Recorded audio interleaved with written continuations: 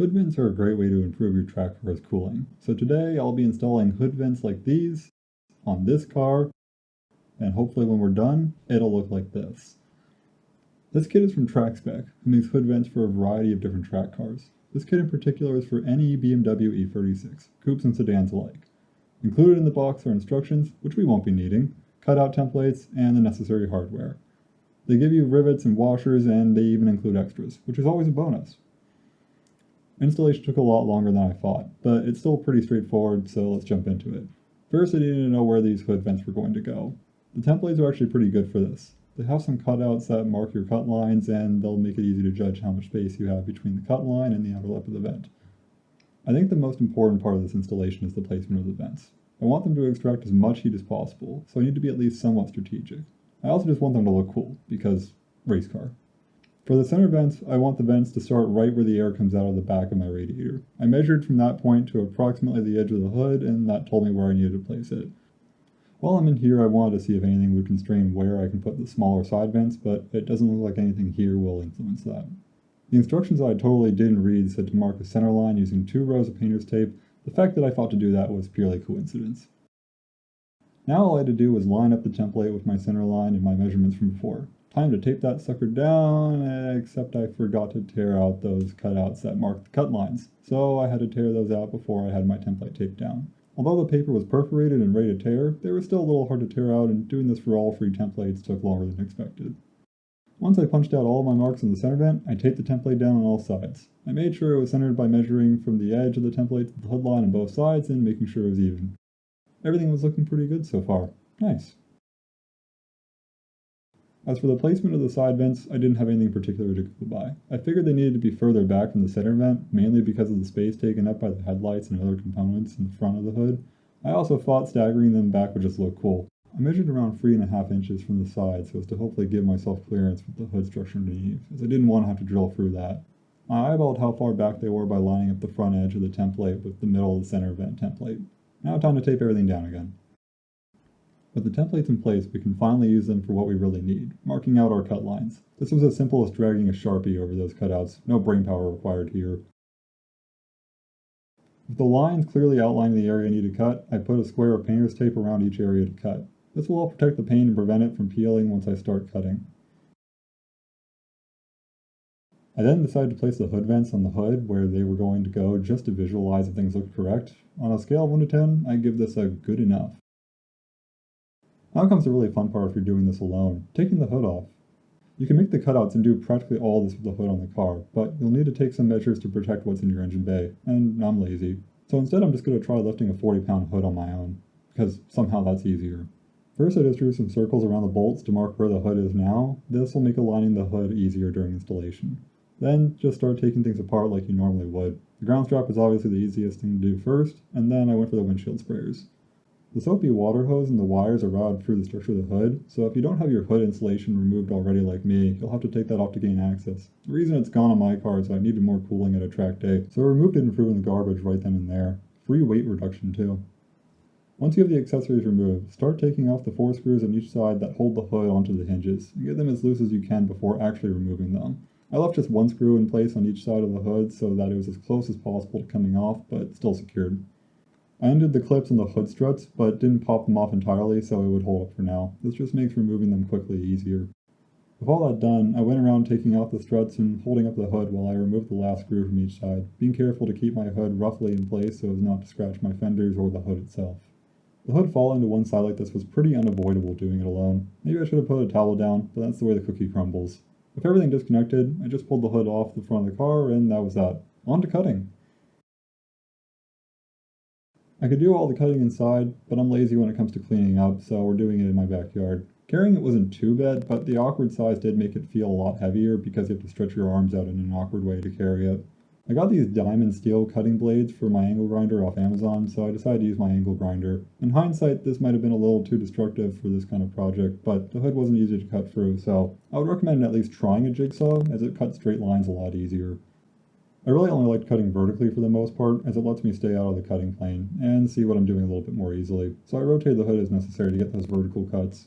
Once I had the center vent cut out, I grabbed a big hammer and whacked it out. The reason it didn't fall out immediately was because the hood panel is glued onto the structure underneath with some kind of adhesive. I am cutting this out of the structure as well because it interferes with the vents, but I left it for later. It was easier to cut with the panels out of the way first. From there, it's just a lot of cutting. By the way, I left the center strip of the center vents in place because there were rivet holes in the center. You'll see what happens there later. The side vents got slightly tougher to cut out because I ended up inevitably cutting some of that structure underneath, and that made it a lot thicker. I also had some pretty bad mistakes on this side, but we'll see the consequences of that in a little bit. The old saying is measure twice but cut once, but honestly my cut once was just so bad that measuring it didn't make it any better. Oh well, that's a problem for future Jason to solve. Future Jason is the solver of many of my problems.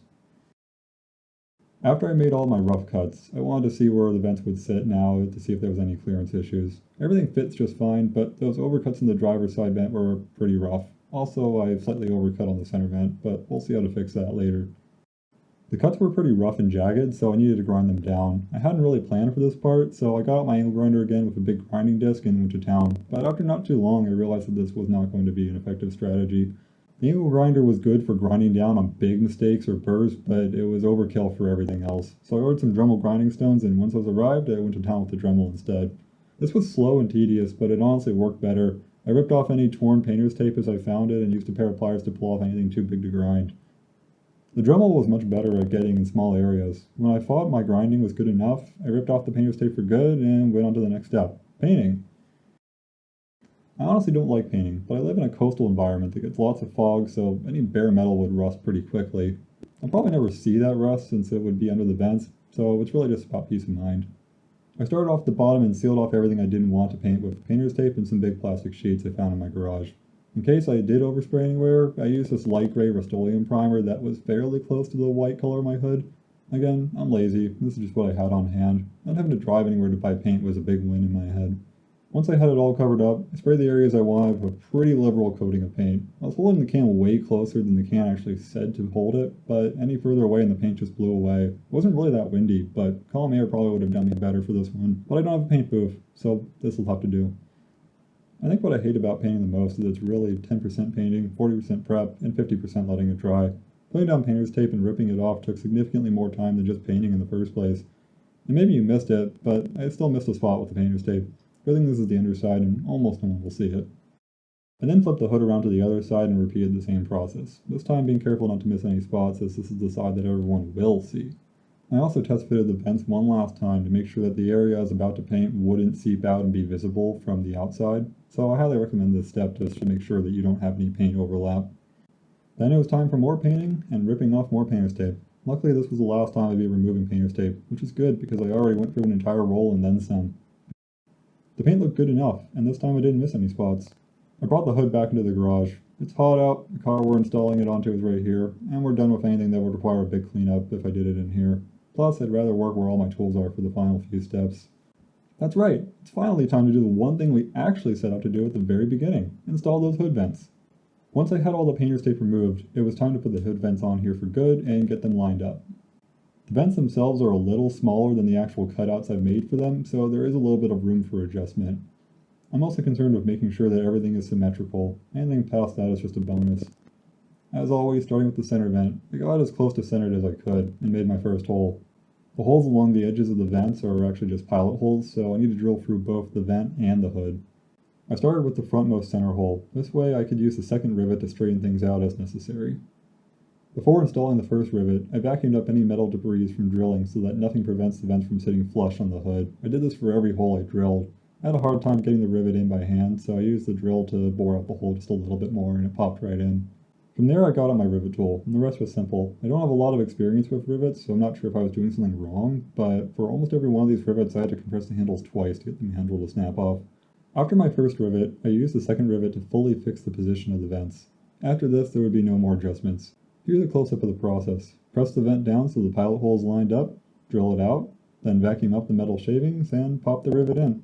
It's pretty simple, but it does take time. Installing all these rivets took over an hour. It seems pretty easy at first, but there's 38 of them, and if each one takes more than a minute, then that adds up pretty quickly. I think that timing is actually pretty good considering that each time I had to swap between drill, vacuum, riveter, and drilling was never quick. I swapped to a different drill bit that was much better after about 3 holes, but it was still tedious. I went around to each of the free vents, doing just the corners at first to make sure that I had them all set in position. I had originally overcut slightly on the center vent, but I was able to position it in such a way that it covered it without significantly changing where I originally wanted to be, which was nice.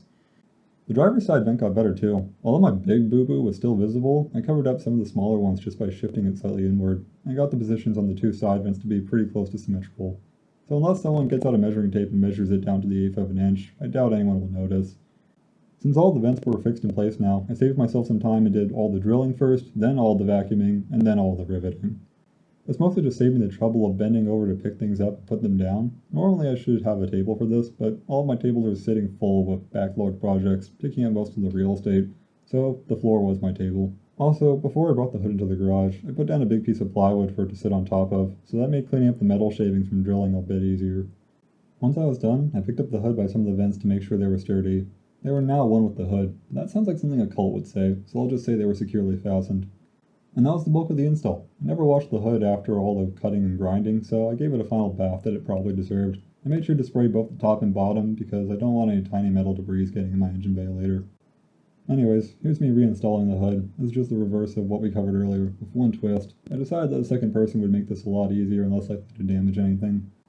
I used some towels on the windshield to make sure the back corners of the hood didn't get scratched. I had my unpaid intern hold the hood up while I got the bolts loosely threaded on each side.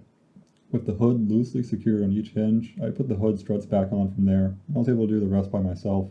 By the way, each side had some spacers on it. Not sure if this was OEM or from a body shop at some point, but either way I made note of these when I removed the hood and put them back as I secured the hood. I tightened the bolts all the way down and tried to line the hood up with the marks that I had made before. The hood is a little less rigid than before, but that shouldn't make a difference when it's closed. I closed the hood gently and then closed it fully to make sure everything was lined up. It got pretty close in the first try, but I needed to make some small adjustments to get it closer. Loosened and retightened the screws as necessary and realigned the hood, and there I had it. I adjusted one of the hood pins to make sure it was pulled down just a little tighter, and it was done.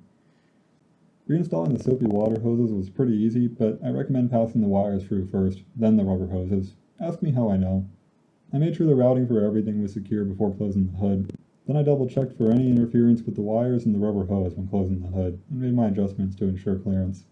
And that's it. This took a lot longer than expected. All the little things add up. An hour here and an hour there doesn't seem like that much, but this project probably took me over 10 hours, and it doesn't look like 10 hours when you see it. I did this over 4 days, but if you're really prepared, you can probably do it in just one. This was my first time doing something that's technically called body work, so I took my time and was kind of lazy. Oh wait, we forgot something. This was the only remaining mistake that was still visible. There's a lot of proper ways to fix this, but all of them take significantly more effort than what I'm about to do. I told you I was lazy, didn't I? I have no clue if this white electrical tape is going to hold up in wet weather, which is why this quick fix is built on hopes and dreams, and laziness. This car has become much more functional reform as I've been tracking it for nearly 5 years, and while I wish this was perfect, there are so many other body flaws in this car that probably deserve more attention before this one does. But hey, you can't even notice it. Look what happens when I turn off my bright light. You can still see it. In fact, it's pretty noticeable from the driver's seat too. Also, since I did the corners first and the side vents, it kind of warped it, and now it's slightly arched over the hood, leaving a small gap. I'm glad that I have this finished, and I'm looking forward to taking this car back to the track and seeing what I've gained. I have a few more things to do on this car before then, so be sure to stay tuned for more videos to come. I hope this was helpful for anyone considering installing hood vents like these. If you like this, please leave a like, subscribe, or just leave a comment telling me what I did wrong. No matter what, I'll see you in the next one.